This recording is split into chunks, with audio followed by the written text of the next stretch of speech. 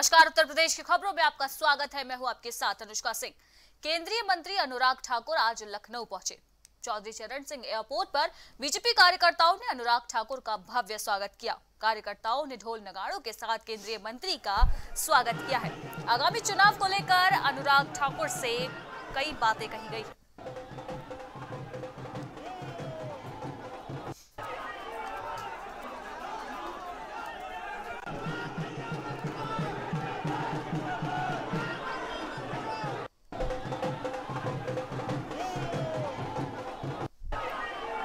लखनऊ आज केंद्रीय मंत्री अनुराग ठाकुर पहुंचे हुए, जहां पर बीजेपी कार्यकर्ताओं ने उनका जोरदार स्वागत किया है।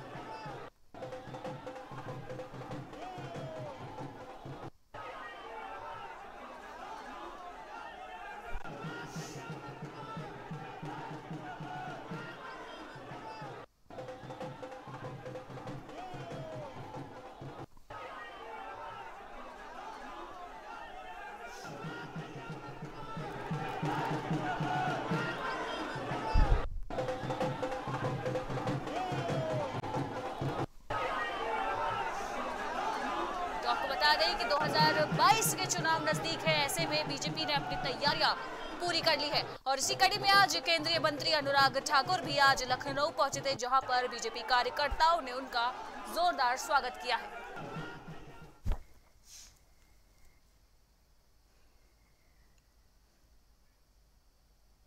आगामी विधानसभा चुनाव में जीत हासिल करने के लिए बीजेपी की तैयारियां जोर शोर से चल रही है। चुनावी तैयारियों का जायजा लेने के लिए केंद्रीय मंत्री धर्मेंद्र प्रधान भी लखनऊ पहुंचे। एयरपोर्ट पर बीजेपी कार्यकर्ताओं ने ढोल नगाड़ों के साथ उनका जोरदार स्वागत किया। बता दें कि 24 सितंबर तक यहां बीजेपी यूपी प्रभारी धर्मेंद्र प्रधान बैठक करने वाले हैं।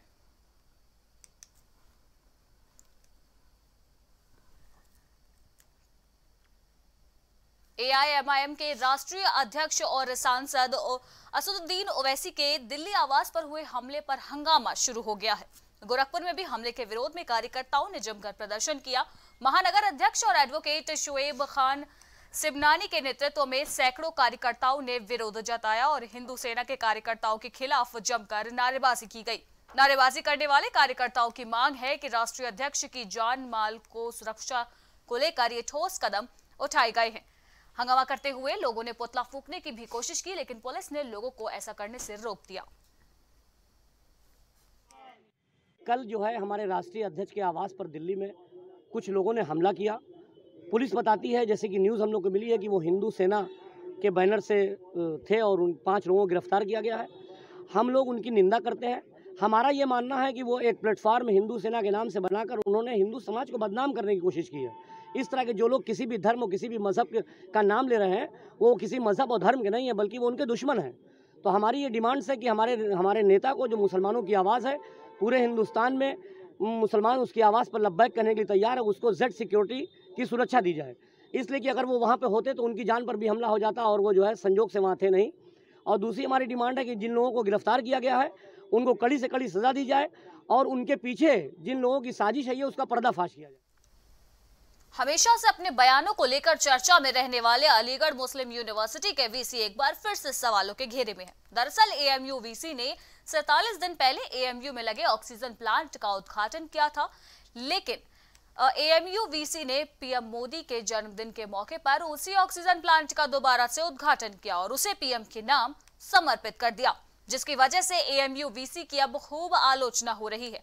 मामले को बढ़ता हुआ देखकर एएमयू के पूर्व मीडिया सलाहकार डॉक्टर जसीम मोहम्मद ने भी शिक्षा मंत्री धर्मेंद्र प्रधान से मामले की शिकायत की थी। डॉक्टर जसीम मोहम्मद ने बताया कि पीएम केयर फंड और एएमयू के पूर्व छात्रों के सहयोग से प्लांट को स्थापित किया गया था। अब हमारी मांग है कि शिक्षा मंत्री धर्मेंद्र प्रधान नोटिस जारी करें और वीसी पर एक्शन ले। चीज प्लांट अगर आपने पहले रिलीज कर चुके हैं, इनॉग्रेट कर चुके हैं, वो चल रहा है, दोबारा ये नाटक करने की क्या ज़रूरत पड़ गई थी वाइस चांसलर साहब को, जिससे इदारा बदनाम हुआ। हम यहाँ जो पढ़ते हैं, जो ओल्ड बॉयज़ हैं, सब वो बदनामी की शक्ल, हंसी की वो होती। इस वजह से मैंने भारत के शिक्षा मंत्री श्री धर्मेंद्र प्रधान जी को एक ख़त लिखा है और इसमें अपनी ये शिकायत दर्ज की है कि वीसी को शो कॉज नोटिस दी जाए और उसके तहत पुलिस महानिरीक्षक आगरा अपने 2 दिवसीय दौरे पर है। उनके दौरे का आज दूसरा दिन है। मैनपुरी में उन्होंने संभात्र लोगों को भी पुलिस लाइन में बुलाया और उनकी समस्याओं को समझा और निराकरण करने के आदेश दिए। बता दें कि पुलिस विभाग में भी परेड को लेकर संतुष्ट नहीं दिखाई दिए हैं। वहीं महानिरीक्षक ने ट्रैफिक और पुलिस विभाग में फाइलों के रखरखाव पर भी अधिकारियों और कर्मचारियों को निर्देश दिए। साथ ही शहर में मोस्ट वांटेड लोगों पर एक्शन लिए जाने की भी बात कही गई है। एससीओ सिटी और एडिशनल एसपी को इसका नोडल बनाया गया है कि कंप्लीट इस पे 1 महीने के अंदर प्रोग्रेस करके देंगे। और ये भी बताया गया कि अगर 1 माह में ये काम नहीं होता है तो रेंज की पुलिस के लिए, सभी प्रकार की पुलिस के लिए मैं इसको ओपन कर रहा हूँ और आगरा पुलिस को भी इसकी टास्किंग कर रहा हूँ कि यदि वो पकड़ लेते हैं तो फिर यहाँ की जो टीम बनी है उसके खिलाफ मुझे निर्णय लेना पड़ेगा।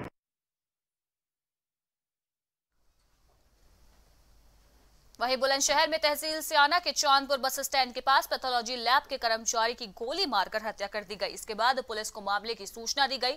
वहीं इस पूरे मामले में परिजन की तहरीर के आधार पर केस दर्ज कर लिया गया है। पुलिस ने लैब मालिक और उसके साथ एक युवक को गिरफ्तार कर लिया है। हिरासत में पुलिस दोनों लोगों से पूछताछ कर रही है। वहीं साथ ही शव को कब्जे में लेकर पोस्टमार्टम के लिए भी पुलिस ने भेज दिया है और इलाके में पुलिस बल को तैनात कर दिया गया है। एक व्यक्ति मनीष नाम का जो नया बास का रहने वाला है, उसकी डायग्नोस्टिक सेंटर लाइफ केयर में संदिग्ध परिस्थिति में मृत्यु हो गई है गोली लगने से। घर वालों की तहरीर के आधार पर 2 लोगों के खिलाफ मुकदमा पंजीकृत किया गया है। जो डायग्नोस्टिक सेंटर का मालिक है सत्येंद्र, उसके खिलाफ, और एक व्यक्ति है बबलू जो कि उसी के गाँव का रहने वाला है, उसके खिलाफ इन दोनों को ही हिरासत में ले लिया। वहीं बल्लभगढ़ निगम में कार फ्री दिवस नहीं मनाया गया। दरअसल कहा गया है कि नगर निगम के अधिकारियों के आदेशों का पालन नहीं किया गया और कार फ्री दिवस के दिन भी आदेश का उल्लंघन करते हुए गाड़ी से अपने कार्यालय पहुंच गए। इस दौरान जब कुछ मीडिया कर्मियों ने उनसे सवाल पूछा तो उन्होंने मीडिया कर्मियों के साथ बदसलूकी की। बता दें कि फरीदाबाद उपायुक्त जितेंद्र यादव ने कार फ्री दिवस को मनाने की अपील की थी, लेकिन उसकी अपील भी अधिकारी पलीता लगाते हुए दिखाई दिए।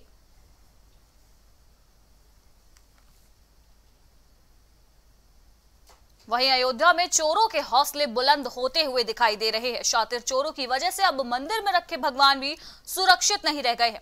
मामला हैदरगंज थाना क्षेत्र का पास का बताया जा रहा है, जहां जानकी मंदिर ट्रस्ट में चोरों ने अष्ट धातु की 8 प्राचीन मूर्तियों को चोरी कर लिया है। चोरी हुई मूर्तियां काफी पुरानी बताई जा रही हैं। जानकारी के मुताबिक चोरी की मूर्तियों की कीमत करोड़ों में होने के अनुमान लगाए जा रहे हैं। जिले में लंबे समय के बाद मंदिर में मूर्ति चोरी होने का ये मामला सामने आया है। फिलहाल पुलिस ने मौके पर पहुंचकर छानबीन शुरू कर दी है। पुजारी से घटना के बारे में विस्तार से जानकारी भी ली गई। बीकापुर क्षेत्राधिकारी सत्येंद्र भूषण त्रिपाठी ने बताया कि फॉरेंसिक टीम और डॉग स्क्वाड की मदद से जांच की जा रही है। वहीं मंदिर से 9 प्रतिमाएं चोरी होने का मामला दर्ज किया गया था, लेकिन एक प्रतिमा मंदिर में ही छूट गई थी। आपको बता दें कि चोरों ने मंदिर में रखी पत्थर की मूर्तियों को हाथ तक नहीं लगाया। फिलहाल मामले की जांच की जा रही है। जल्द ही शातिर चोरों को पुलिस के द्वारा गिरफ्तार किया जाएगा। ये ट्रस्ट है, उसी के अधीन मंदिर है। उस मंदिर में कुछ पुरानी मूर्तियां रखी हुई थी प्राचीन, जिनको सुबह पुजारी जब पूजा करने के लिए आया तो उसने देखा कि दरवाजे का ताला टूटा हुआ था और वो मूर्तियां वहाँ पर नहीं रखी थी। इस बात की सूचना पुलिस को प्राप्त हुई। मौके पर पुलिस पहुंची, उसने छानबीन शुरू किया। जिन 9 मूर्तियों के संबंध में ये बात कही जा रही थी कि वहाँ पर नहीं थी, उनमें से एक मूर्ति वहीं मौके पर गिरी हुई थी, जो पुलिस की तलाश में वहाँ पर मिली, और 8 मूर्तियाँ वो अभी। वहीं सहारनपुर में लगातार दूसरे दिन भी राज्य विद्युत परिषद अभियंता संघ की ओर से घंटाघर स्थित बिजली घर पर धरना जारी रहा। ये प्रदर्शन 3 अधिशासी अभियंता और 8 सहायक अभियंताओं के पक्ष में किया जा रहा है। विद्युत परिषद अभियंता संघ ने मांग की है कि जिस तरीके से बिना सही जांच किए बगैर लोगों पर आरोप लगाकर उनका स्थानांतरण पूर्वांचल में कर दिया गया है, इसकी दोबारा से सही तरीके से जांच हो और जांच के आधार पर ही एक्शन लिया जाए। साथ ही कर्मचारियों के वेतन बढ़ाने को लेकर भी मांग की गई है। इसके अलावा संगठन में विद्युत विभाग को चेतावनी देते हुए कहा गया कि अगर हमारी मांगे पूरी नहीं होती तो हम सभी अपर अभियंता अपने संगठन के साथ मिलकर लखनऊ शक्ति भवन के सामने अनिश्चितकालीन धरना प्रदर्शन करेंगे।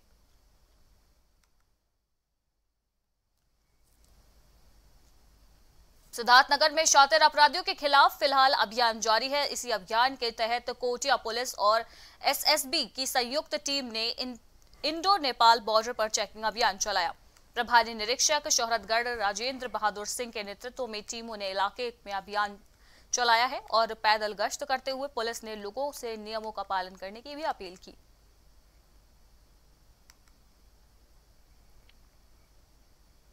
वहीं सुल्तानपुर में कुछ ग्रामीणों ने पुलिस के हेड कांस्टेबल पर हमला बोल दिया। इस हमले के बाद घायल कांस्टेबल को इलाज के लिए अस्पताल में भर्ती करा दिया गया, जहां हालत गंभीर देखकर उसे लखनऊ के लिए रेफर कर दिया गया है।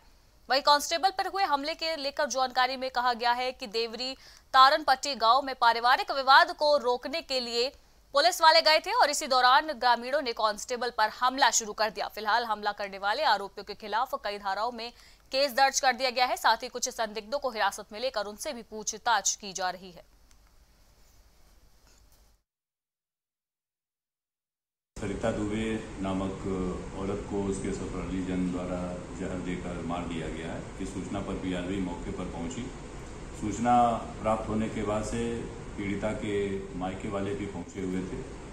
पुलिस द्वारा जांच की जा रही थी। इसी बीच में मायका और ससुराल पक्ष वाले लोगों ने कहा सुनी और बाद में मारपीट तथा पथराव आरंभ हुआ। पुलिस ने इसमें बचाने का प्रयास किया, लेकिन ससुराल पक्ष पुलिस पर भी आमादा हमला हो गए, जिसमें एक पुलिसकर्मी हेड कांस्टेबल सियाराम द्विवेदी को सर और आंख पर गंभीर। वहीं कानपुर के कल्याणपुर इलाके में एडवोकेट प्रदीप कुमार द्विवेदी की जमीन पर जबरन कब्जा किया जा रहा है। पीड़ित एडवोकेट का कहना है कि जमीन के दस्तावेज उनके पास हैं, फिर भी कुछ दबंग अब उनकी जमीन को हथियाने की कोशिश कर रहे हैं। वहीं जब इस मामले में पुलिस से शिकायत की गई तो उन्हें कोई भी कार्रवाई पुलिस की तरफ से देखने को नहीं मिली और शिकायत के बाद पीड़ित को जान से मारने की भी धमकी दी गई है।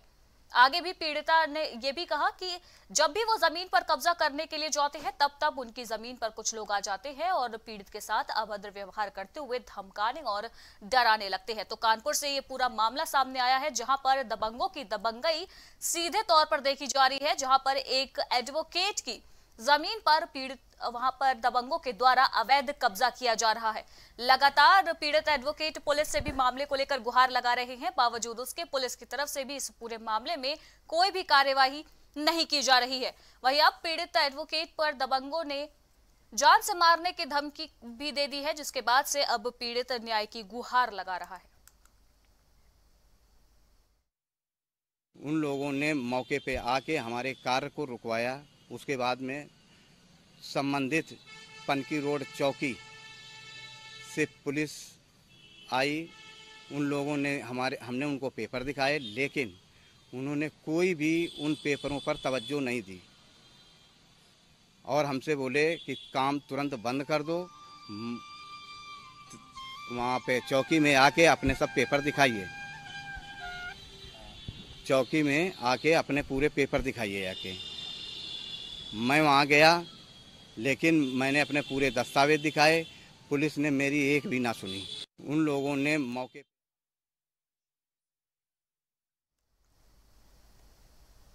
प्रदेश सरकार के द्वारा महिलाओं को लाभ पहुंचाने के लिए अब हर गांव में महिला सखी का चयन किया जा रहा है। इसके तहत महिलाओं को बैंकिंग प्रशिक्षण दिया जाएगा, जो गांव के लोगों को बैंक से संबंधित सुविधाएं प्रदान करेंगी। इस योजना के शुरू होने से अब गांव के लोगों को छोटे मोटे कामों के लिए बैंक के चक्कर नहीं लगाने पड़ेंगे। इसी के तहत सुल्तानपुर में आज उत्तर प्रदेश ग्रामीण आजीविका मिशन के तहत बीसी सखियों को डिवाइस वितरित की गई है। आयोजित हुए इस डिवाइस वितरण कार्यक्रम में उन्हें ग्रामीणों को बैंकिंग लाभ कैसे देना है, इसके बारे में भी विस्तार से जानकारी दी गई। कार्यक्रम के आयोजक रहे जितेंद्र मिश्रा की माने तो इस पद के लिए समूह की महिलाओं ने ऑनलाइन आवेदन दिया था। उसी ऑनलाइन आवेदन से इनका चयन किया गया है। इसके बाद इन्हें 6 दिवसीय आवासीय ट्रेनिंग दी गई और इसके बाद एक ऑनलाइन एग्जाम पास करने के बाद इन्हें डिवाइस का वितरण किया गया है। ताज नगरी आगरा के थाना खंदौली क्षेत्र के ग्राम सेमरा में युवक ने दूसरे समुदाय की युवती के साथ छेड़छाड़ की। घटना की जानकारी के बाद पूरे गांव में सांप्रदायिक तनाव फैल गया। पुलिस और प्रशासन के अधिकारियों के आदेश से गांव में पुलिस फोर्स को तैनात कर दिया गया है। वहीं तत्काल मौके पर एसडीएम और सीओ भी गांव में पहुंच गए। पुलिस ने फ्लैग मार्च किया, साथ ही आरोपी युवक के खिलाफ मुकदमा दर्ज कर लिया गया है। वहीं पुलिस आरोपी की गिरफ्तारी का प्रयास कर रही है।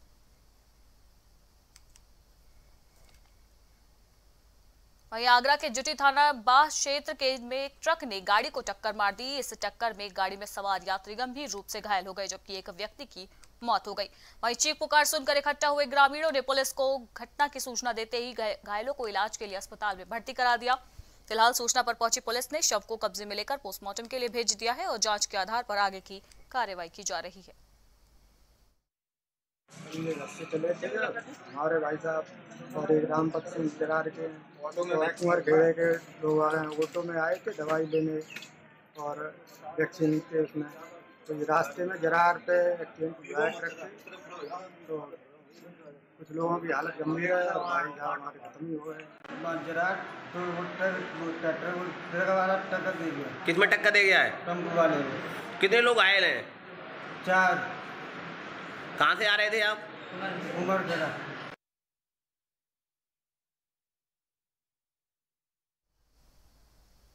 और इसी के साथ उत्तर प्रदेश की खबरों में फिलहाल इतना ही। देश दुनिया की बाकी तमाम खबरों के लिए आप बने रहिए प्राइम टीवी के साथ। नमस्कार।